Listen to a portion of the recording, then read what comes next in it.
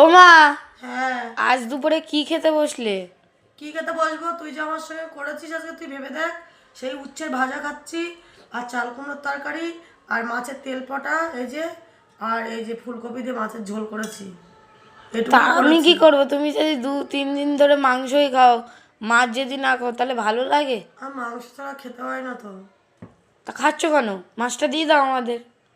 তাও তো আবার এক কোড়া নিয়ে বসে পড়েছো। এটা আমি মাছের তেল পোড়াটা খাচ্ছি, দেখ। তা তুমি এক কোড়া নিয়ে বসলে কেন? খাবো না। আর সেই আমার 5টা লঙ্কা, এই যে। বাবা, 5টা লঙ্কা আবার এক কোড়া, মানে কারুর জন্য রাখতে হবে না, নিজেই খাও। তোকে 500 টাকা দিয়েছি, তুই বাজারে গিয়ে কি করেছিস বল? ভালো করেছি। তুমি প্রতিদিন মাংস খাবা, আমরা মাছ খাবো না। আমার মাংসটা খুবই ভালো লাগে। আহ, বাবা, তোমার তো আবার মাংস ছাড়া চলে না, লঙ্কা ছাড়া চলে না, তোমার কি কি দিয়ে চলে না বলো তো? মিষ্টিও খাই, সবই খাই আমি। খাও, যাই দেখি কি কিছু বাকি আছে কি না। আর কিছু নেই, ভাবিস না, আমি সব নিয়ে চলে এসেছি। তাহলে বাইরে থেকে খেতে হবে, বাইরে দিয়ে খেয়ে আসি, যাও।